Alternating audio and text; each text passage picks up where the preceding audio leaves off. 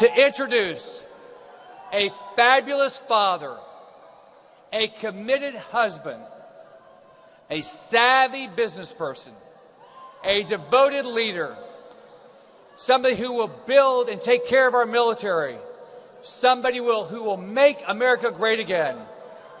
The next president of the United States of America, Donald Trump.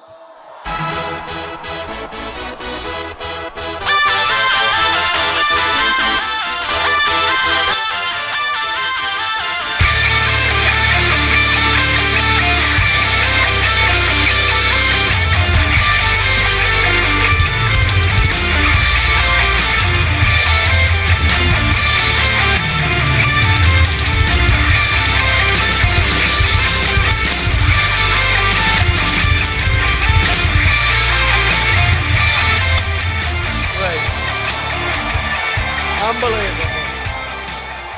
Well, I want to start by thanking, Rick, he's done an amazing job as your governor. He's done an amazing job, and he's a great guy, and I want to thank Rick. And I want to thank Pam.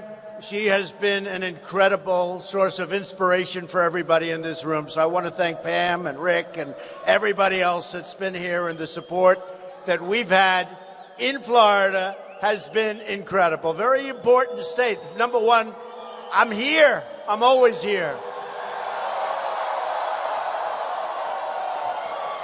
I have a lot of places in Florida. We have a lot of employees. We pay a lot of money out to the employees. They have great health care. They have great education for their families, and I'm very happy. So I love being with you this morning. Very special. Thank you. Thank you. It's a little bit different world. I'm just watching the television, the news, and in France, they have all sorts of problems. They have this massive soccer tournament. They don't know whether or not they can even hold it. They're absolutely petrified about radical Islamic terrorism coming up, and they don't know what to do. Should we hold it? Should we not hold it? The police are afraid. We got to get tough, folks. We got to get tough. We got to get smart. We got to be vigilant. We got to take care of people. We don't want division, but we've got to be smart.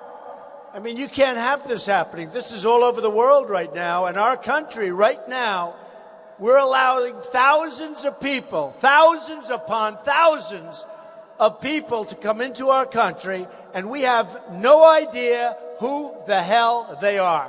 We have no idea. They're coming in from the migration. And you look at the migration, and I look at the migration, and I say, how come there's so many young, strong men? Why don't they have so many women? Why don't they have so many children? And I look and I say, what's going on? What's going on? And we're allowing people to come in. There's no documentation. There's no paperwork. We don't know who they are, where they come from. We don't know. Is it Syria? Is it something else? Is it ISIS, maybe? You know the story of the Trojan horse. This could be the ultimate Trojan horse, folks. These are smart people. They know what they're doing. We have no leadership. We have a president that's, as far as I'm concerned, he's incompetent. And now he's going to be campaigning for crooked Hillary Clinton, okay? He's going to be campaigning. So I look at what's going on, I see what's happening, and I've had a lot of vision. I've had some pretty good vision. I said, don't go into Iraq, you're going to destabilize the Middle East. They went into Iraq, and I said it right from the beginning, remember that. They said, well, maybe in 19 whatever. Let me tell you, I was early, and I was from the beginning, because it was going to destabilize the Middle East. And then they say, oh, Donald Trump is very tough. He's got a tough temperament. He's got a tough tone. We need a tough tone now, folks. We need a tough tone. We need it. We've got a bunch of lightweights. You know, Hillary Clinton was saying the other day, temperament. That's her whole thing, temperament. You know, number one, I built an unbelievable company, a great company. I filed papers with federal election. You don't build companies like that unless you have the right temperament, believe me. But Hillary Clinton, they just came out with a book, a Secret Service agent. was with her for a long time, said she's a total mess. A mess. She's not qualified to be president. You know who said that? Bernie Sanders said that Hillary Clinton is not qualified to be president. And he said it because she has bad judgment. And she does have bad judgment. Look at the mess that she's got us into with Syria, everything she touches. And you're going to have 4 more years of that. We won't have a country left, folks. Believe me. We will not have a country left. Not to mention the Supreme Court. You got to remember, the Supreme Court. Hello.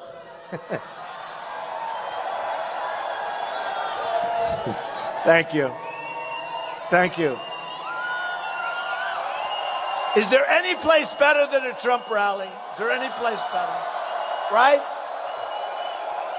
Even on a Saturday morning, look at these crowds. I mean, we have crowds. You know, folks, I'll tell you what.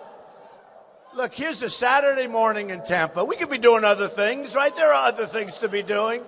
And you look at the crowd.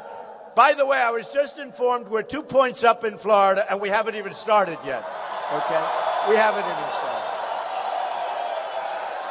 And after this, I'm going to Pittsburgh. We'll be in Pittsburgh this afternoon, and we're going to do great in Pennsylvania.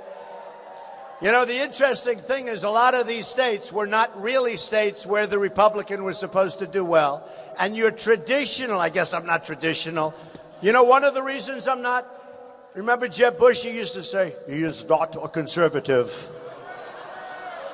He is not a conservative. I am actually conservative, but you know what? You know what I am? I'm for what works. Like on trade, they said, on trade, they say, we want free trade, so do I. But to have free trade, you need smart leaders. We don't have smart leaders. We have dumb leaders, okay? So we have to do. So here's the story on trade. They said, do you like free trade? I said, yes. Well, what's your policy on trade? You know what I said? I want to make good deals for the United States. That's my policy on trade. It's very simple. I don't care if it's free. I don't care if it's totally unfree. I want to make good deals for the United States because the United States is getting ripped off by every single country virtually in the world. Every country is taking our money and taking our jobs, and we have people that are political hacks negotiating the biggest deals in the world, and they don't know what the hell they're doing. And we have the greatest business people in the world, many of whom have endorsed me. Carl Icahn, all these guys, they're all endorsing me. And they don't want to get paid money. For them, it's a game of poker. It's a game of chess. They want to go against China. They've done great against China. I've done great against China.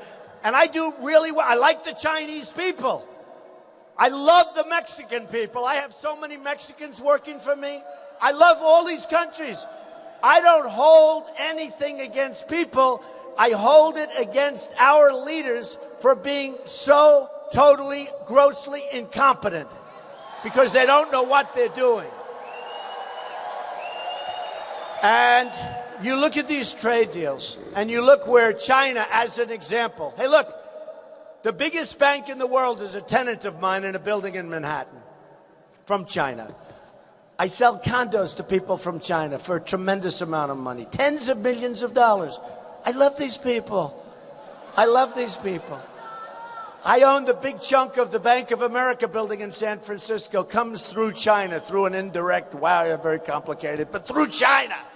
We can do great with China. And by the way, China is ripping us off. So is every other country. China is ripping us off. They're the #1 abuser because what they do is they devalue their currency. Do you ever notice? Whenever they have a little problem, we start to cut in. They devalue their currency, knock our companies out of business. They knock us out of business.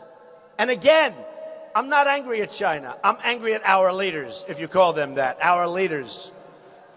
I'm not angry at China. I'm not angry at anybody. I'm angry at our leaders because they don't know what they're doing. They don't know. And we're not going to have a country. I'll tell you what. I didn't need to do this, folks. You know, in all fairness, I didn't need to do this. This is something I want to give back. You know, you ever hear the expression people want to give back? I've done so well in this country. It's been such a great country. I love the people of the country now more than ever before. You know, we have a movement going on, folks. I mean, look at this room, this massive room. At this time, time is it? Yeah, I mean, it's like in the morning. Look at this room. And it's like this no matter where we go. We give 1 day's notice. Yesterday we gave 1 day's notice. We were in Virginia. 1 day's notice. The place, I mean, we have thousands and thousands of people. And it's called, listen to this, it's called a movement. We are part of a movement. And, you know, in many, many years, I was on the cover of Time magazine. All these years, I work and work. I was on the cover of Time magazine, I think once or twice, right? For years, 35 years. That's not so bad, once or twice, cover of Time. Now, the last 6 months, I think I'm 4 or 5 times. Is it crazy? So it shows you, no, it shows you how important it is. It's like the other day, I woke up, I look, I say, what's that? It's the cover of Time magazine. It's my picture. I didn't even know I was going to be on the cover. Because you know what happens? We have something going that's so special, that's so big, that's so important. Pundits are saying, many of them, it's the single greatest political movement that they've seen ever in this country. Ever in this country. And we're going to win the race. You know, one thing they was talking about before, a number of states, I don't know if you saw with New York, I won in a massive landslide. We won Pennsylvania in the primaries in a massive landslide. They're all landslides. Connecticut was so great. We won that in a massive landslide. They even use the word, they hate to use it, with me. If it was Bernie Sanders, they'd say it was a massive landslide. Not so long ago, I had 17,000 people at an event. Bernie, at a different location, had 3,000 people, which is a lot of people, 3,000 people. But I had this massive crowd. I think it was 17,000. And they said, Donald Trump is here tonight, and he's discussing what he's discussing. You know, let's all fall asleep. And they go, huh? And he goes, Donald Trump talked about this. And then, okay, back to you in New York. And then the guy from Bernie Sanders. Bernie Sanders is here tonight. He's got a massive crowd of 3,000 people. And I'm saying, I don't believe it. I have 17,000 people. They don't say it. And by the way, the cameras, they never scan the room. Every time, no, it's true. They never scan the room. Very dishonest people. They're very dishonest people. But they never, the only time they scan the room is if there's a protester, because that's a bad thing, they think. But I love my protesters. We love our protesters, right? We're going to get, many of those protesters are going to end up, believe me, a lot of the protesters that you see, they're going to end up voting for Trump. Believe me. When they learn how crooked Hillary is, they're going to end up voting for Trump. And a lot of Bernie Sanders people, you know, he got a rigged system. Now, I used to say the Republican system was rigged, and it is. It's impossible. It's almost impossible for a guy like me. You know, I was establishment. I shouldn't say it. Everyone's going to leave if I say that, but that's okay. I was like the ultimate establishment guy. Campaign contributions. I was very popular. They'd call me, hi, Mr. Trump, we're having a golf outing. I'd always say no thanks, but I'd always send a check. But I was like an establishment person. And then once I said I'm running, they said, what the hell, he's running? And all of a sudden he became the outsider of all outsiders. And I'm running because I understand how the system works better than anybody. So I've been doing this now for 12 months. Have I done a good job? Have I done a good job? But no, I've been doing it for 12 months. And it's been, thank you, honey. She said, thank you. Believe me, it's not easy, folks. You think this stuff is easy? It's not easy. But thank you. But you know what? I love doing it. A friend of mine, and I've told this story, but a friend of mine likes to come to these things. A lot of people like to come. Who's been to these events more than once? I'm telling you, a great, great musician said Trump is the best in the world, and he doesn't have a guitar, meaning we get the biggest crowds, and I don't play a guitar. Who else does this without a band or without a musical instrument? Believe me. It's a lot easier with an instrument. But look, we have something happening that's so important. And in November, we have to do such a good job. Now, it's early. We're just starting the process. Most people say, don't even bother campaigning right now. It's June. Wait till after the convention. We're going to have a great convention. Wait till after the convention. Don't bother. I don't want to do that. I'm sitting home. I'm listening to lies being told about me by this dishonest media because, believe me, they are so dishonest. You know, so dishonest. Man.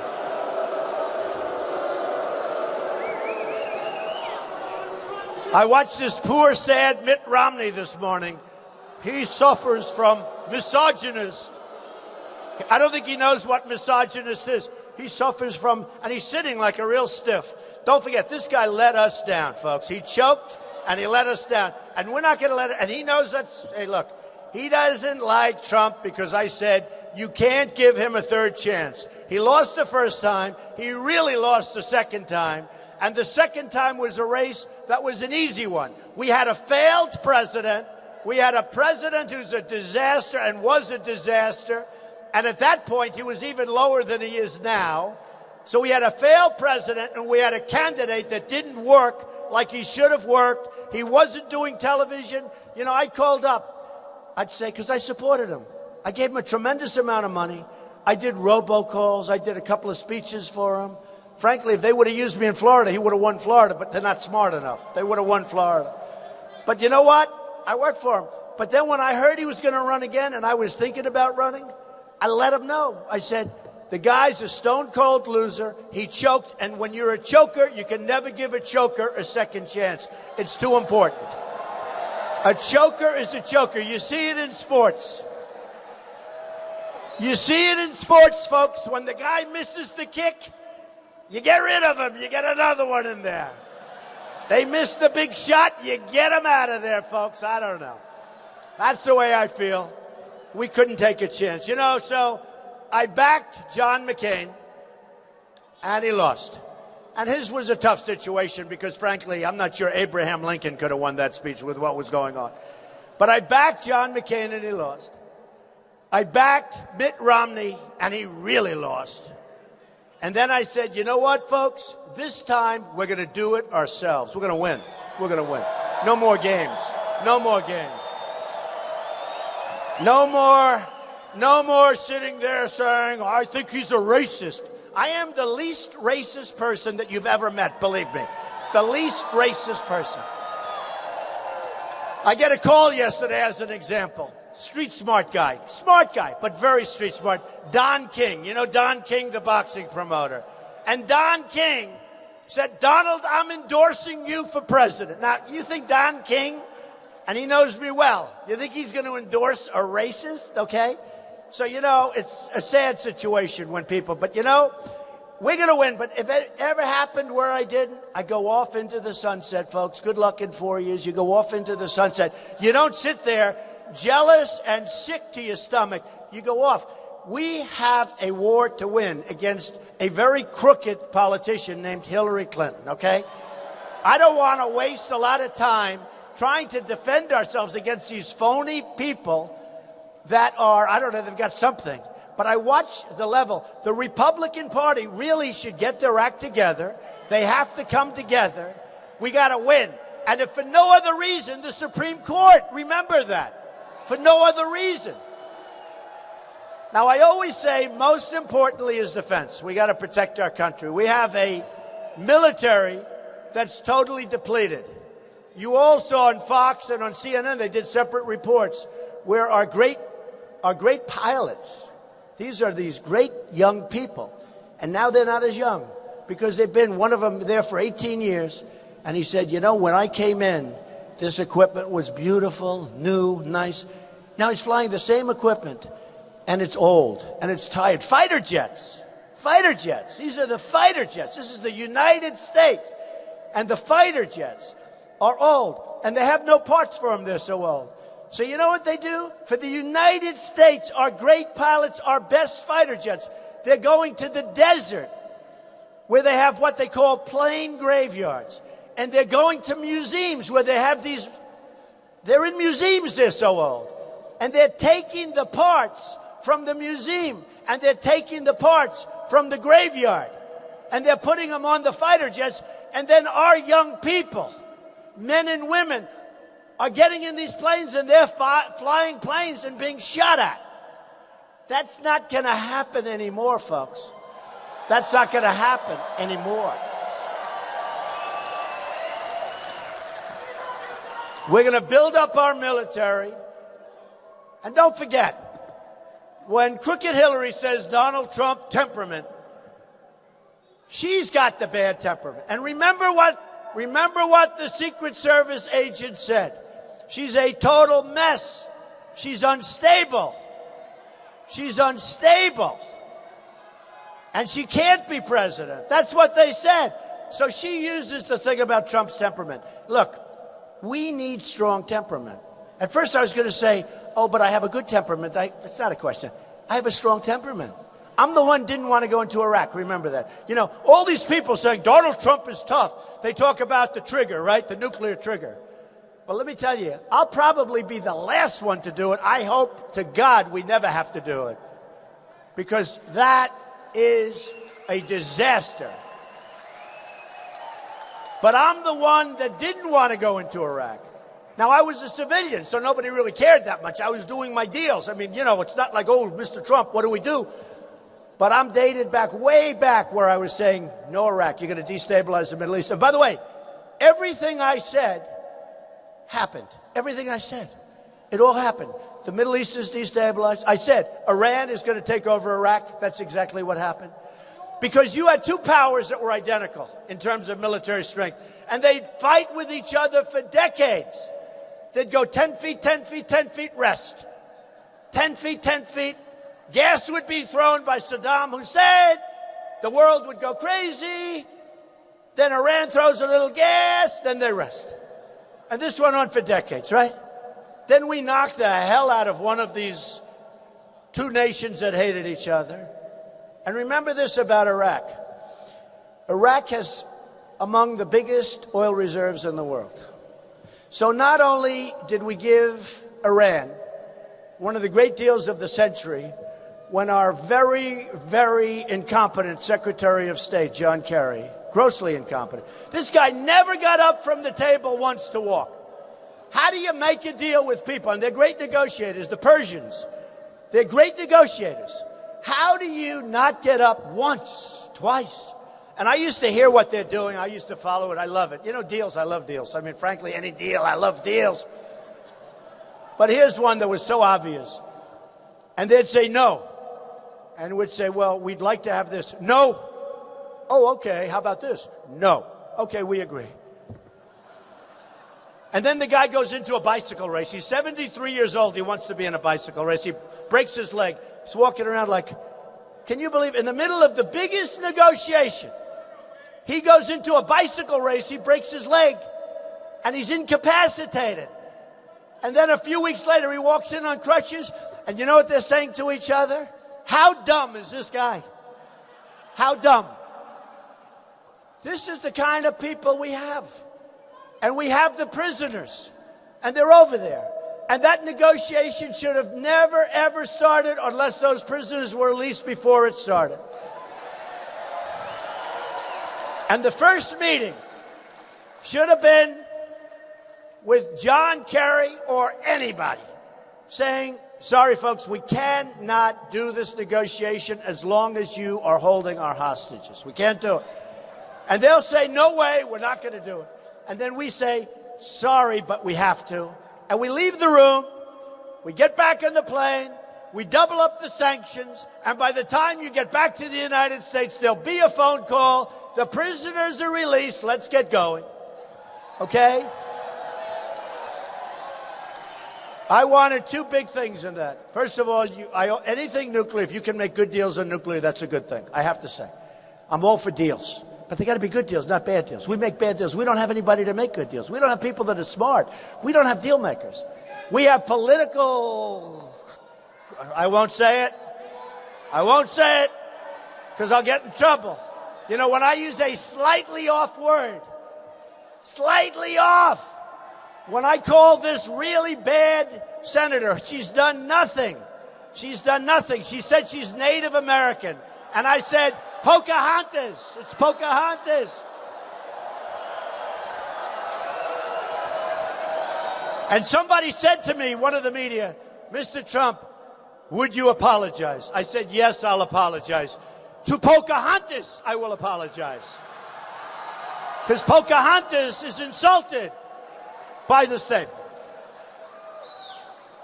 No, I mean, this is what we're dealing with, folks. This is what we're dealing with. We have to get smart. We have to get tough. We have to stop being so politically correct. The Republican Party and our leaders, we've got to get down to business. We can't be, I mean, I've had more opposition from the Republican Party than I do from the Democrats. It's crazy. With that being said, I think it's coming together. I think it's coming together. Don't forget, I'm an outsider. They're not used to it. You know, we had 18 people. And then one after another, boom, boom, boom, boom. And some of it wasn't nice. You know, Jeb Bush was favored to win. And I would say he doesn't like me too much. You know what's interesting? Guys, there were a number of them, but they signed a pledge. The reason they wanted the pledge was because of me. They wanted me to sign the pledge. I would have honored the pledge. If I didn't make it, I would have honored the pledge. And it would have been hard to do, actually, because for some of them, it would have been very hard to do. But I would have honored the pledge. So they sign a pledge. They go into the RNC.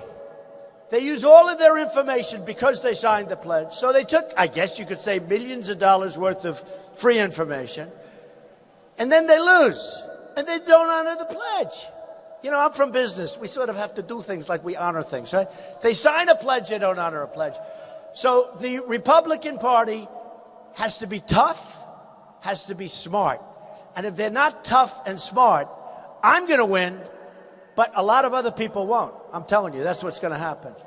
We have a couple of senators, we don't want to endorse Trump. That's okay. I don't care. If they don't endorse me, that's fine. I'm not going to campaign. I have 1 or 2 states where I'm leading in the state, and they're doing poorly, and they don't want to endorse me. And I'm saying, what the hell are they doing? You know, what are they doing? And I don't care. But we could have a case where I win, and many others don't. And I'll tell you what's going to happen. If that happens, then I have a Senate without the majority, which would be bad, because I'd love to see the majority. I was with Mitch yesterday. I would love to see the majority. But the Republicans have to stick together. They have to be smart. And they have to be tough. Because, you know, one thing I'll say about the Democrats, to a much greater degree, they stick together. They stick together much more so than the Republicans. Nobody's ever been able to explain why. But the Republicans have to be tough because we have the better ideas. We have the better ideas. And my ideas are better than any of them, believe me. My ideas are better than any of them. Because many people, Democrat and Republican, say you're too tough on trade. Too tough? I'm not too tough on trade. When we lose $505 billion, we have a trade deficit with China. $505 billion. And then they say, you're being a little bit tough on China. We have rebuilt China, folks. We've rebuilt it. You go there, you see airports, the likes of which we've never seen. You see trains that go 250 miles an hour. We have the Long Island Railroad, which is always dear to my heart. Chug, chug, chug, chug. We will be out of service for the next 1 week. We're fixing the tracks. You know. No, I mean, it's a whole different thing. The Trump train. The Trump train. That was very good. Who said that? Who said that? Somebody over there said, we got the Trump train. That's a very good, hey, I would have never thought of that one. Well, the Trump train is going 600 miles an hour, folks. I'll tell you that. But we've got China, and they laugh at us. They think we're stupid people. They think we're like our leaders. They look at all of us, and all of us are disgusted. That's why I'm doing well. I mean, this is my first stop in Florida, my first campaign stop. You know, again, everybody said, oh, wait till after the convention. I can't wait. I'm dying to get going. What am I going to do? Play around at golf? It's boring. I want to do this. I want to do this. But then you have Mexico. Mexico is ripping us off so badly, folks. Mexico is killing us. Mexico, and nothing against Mexican leaders. I have respect. In fact, one of them, Vicente Fox, he was the president of Mexico. He was on CNN. It's all right. And he said, "We will never pay for that." And he used the F word, right? And I said, "Oh, he's going to get killed using the F word." Can you imagine if I used the F-bomb? It'd be the electric chair. Here's a guy, and he used the F. He said, "We will never pay for that F-bomb wall," right? I said, "Oh, he's dead." Nobody even mentioned it. Nobody even mentioned it. But I was happy because a year ago and 2 years ago, he said, "We'll never have a wall." Now he's saying we'll never pay for the wall, so he's assuming the wall's going to happen.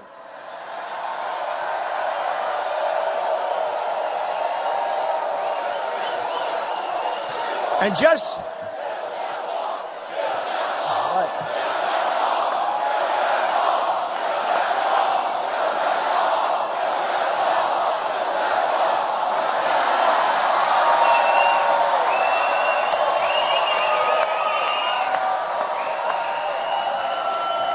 Folks, ready? America first. Very simple. America first. It's America first. We got to build the wall. You know, 16,500 Border Patrol agents endorsed me. They endorsed me about 3 weeks ago. And I was very honored by that because they have never endorsed a presidential candidate before. And by the way, before I forget, the NRA, the National Rifle Association, endorsed me last week. And for you incredible folks in Tampa, you know Hillary Clinton wants to abolish the Second Amendment. She wants to take your guns. Who has guns in this place? Wow. Wow. And what would you say if somebody came along and said, "We want to take that gun away from you"? She wants to take your guns away. That's what she wants to do. She wants to take your guns away. Essentially, she wants to abolish the Second Amendment. And, you know, when you look at Paris, where they had 130 people killed viciously, and it's just boom, boom, boom, boom. Hundreds of people went to the hospital. Many, many of those people are still there. They'll never be the same. Just destroyed, right? Destroyed. Totally destroyed. If there were guns on the other side of that room, or if in San Bernardino, 14 people killed by radical Islamic terrorists who became radicalized. And these were people that gave a baby shower to the child of these people that killed them. I mean, what's going on? We got to know what's going on here, folks. 14 people killed, many people in the hospital to this day. Okay, 14 people killed. Let me tell you, if you, with the beautiful red hat, make America great again, if this woman here with the blue, if a few of you had a gun right here or a gun around the ankle and bullets were flying in the other direction, number one, they may never have come into the place because they would have said, "There are guns in there. I don't want to go in there." But at a minimum, the carnage would have been very, very, very substantially less. Let the bullets go in the other direction. Boom, boom, boom. Believe me. Believe me. Remember when our 5 great soldiers, a little more than a year ago, were killed? These were 5 great soldiers. One of them was like a world-class marksman. And on a military base, it was a gun-free zone. Can you imagine having a gun-free zone on a military base? These people are about guns, and they know how to use guns, and they're protecting us with guns. So they have a gun-free zone. These are 5 great soldiers. One of them, world-class marksman, one of the top there is. So they're sitting there. Their guns are probably 200 yards away in a safe or something. And they're sitting there, and this whack job walks in and kills them all. There wasn't a thing they could do. So we're going to make things right again in this country, folks. We're going to make things right. We're going to make great trade deals. We're going to build the wall. We're going to build the wall. And, okay, are you ready? Who's going to pay for the wall? Better believe it. You better believe it. So, And we're going to end up having a great relationship with Mexico. We're going to end up having a great relationship with China. Mexico will pay for the wall. You know, when I was on the stage with the debates, I didn't know what I was getting. I never debated professionally before. Many of these politicians, that's what they do. That's, you know, it's all talk, no action stuff. So that's what they do. They debate. They don't get anything done. They debate. So I went on every single poll of every single debate. And I have to, when I say this, all this, you know, sleazy people back there in the press. So I have to be careful. But when I debate, every single debate, every single poll. Now you have Drudge, a fantastic guy. You have Time Magazine. You have Slate. You have all these different polls. You know, there are polls now for everything. They have a poll for everything. No matter what it is, if you go to the bathroom, they have a poll.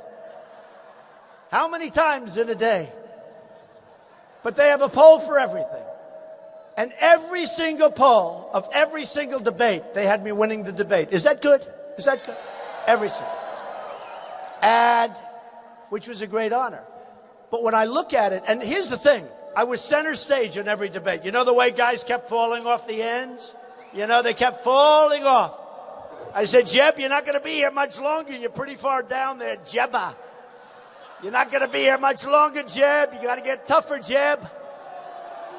I don't think he's going to endorse me. Do you, folks? I don't think so. Who the hell cares? Who cares? But,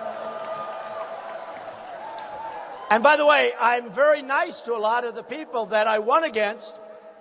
I don't even use the word that I've defeated. I want to be nicer than that, because some of them are good. I mean, Rick Perry is an example, governor of Texas, very good guy. I always liked him.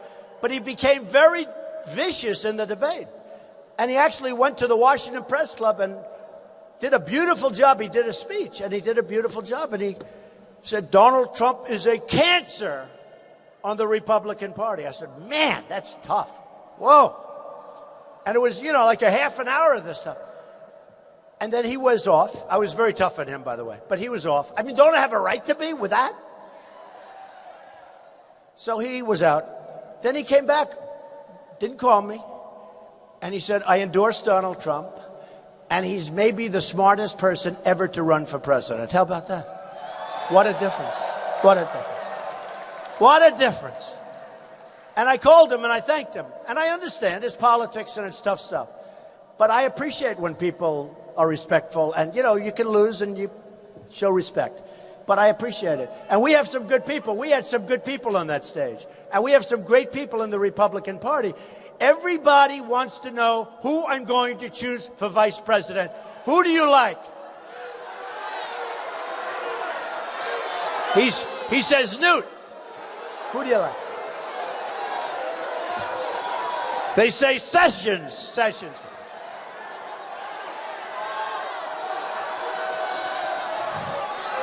He says Condi Rice. Who else? Who do you like?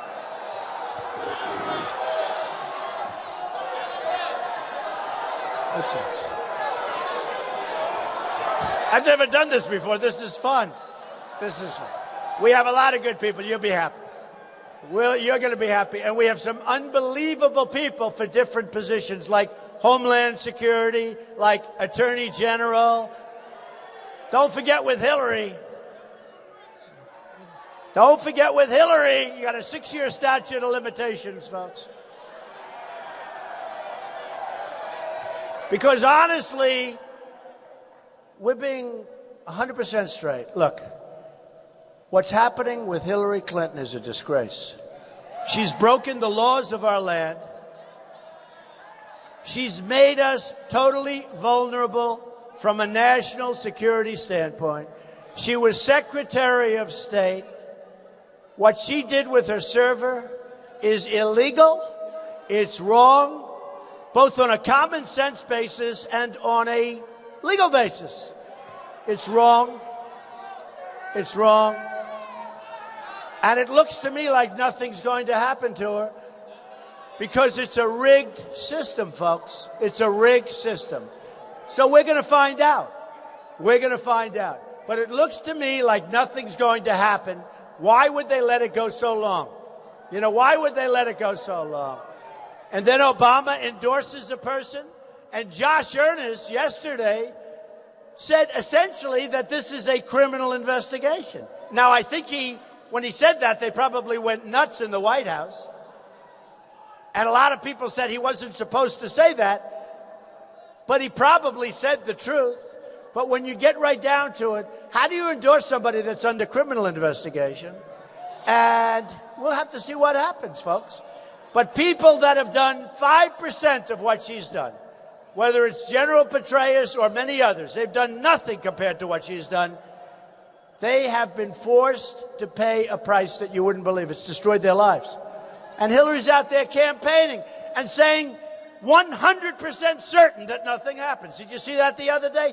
100%. Who's 100% certain about anything? She's 100% certain. How can she be 100% what she did? You know, when you watch all of the pundits, when you watch, they bring in the lawyers, and I read it, and I see it, and I study it, and I have great lawyers, and every one of them says to me, guilty. You very rarely see a lawyer that says not guilty, all right? So let's say even if it was 90%, but I don't even know if I see anybody that says not. She's guilty. So how is she allowed to run for president? Now, with that being said, I really want to run against her. I have to be honest. That's the one we want to run against. So we're going to build the wall.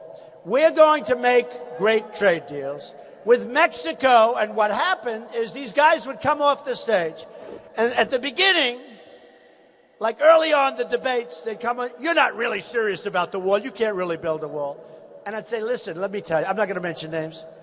But a lot of people would say it. A lot of politicians would say it because they don't know anything about building. How many people know how to build here? I love builders.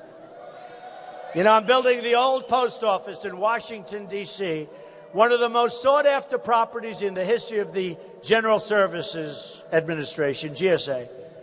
That's like the landlord of the country. And great people, by the way. I got it. One of the most sought after. Everybody wanted it. I got it because of a strong financial statement. They wanted to make sure it got finished. Very strong balance sheet, number one. And number two, they liked my vision. So here's the story. I'm much more than a year ahead of schedule. And in fact, I'll tell you a little story. I'm 2 years ahead of schedule. And I told my people, don't say that because it doesn't sound right. It sounds too much, right? Does that make sense? I say we're a year ahead of schedule. It's crazy. We're 2 years ahead of schedule. We don't have to have it open for 2 years. And we're going to be opening, like in September, we'll have a ribbon cutting. I want to delay it a little bit toward the election. Do you understand? I could actually do it in September early. I don't want to have, because sometimes you people only have a 2-week span. We remember for 2 weeks, it's no good. So I think I'll open in September. But I'll have the grand opening, like, how about around October 29th or something like that, right?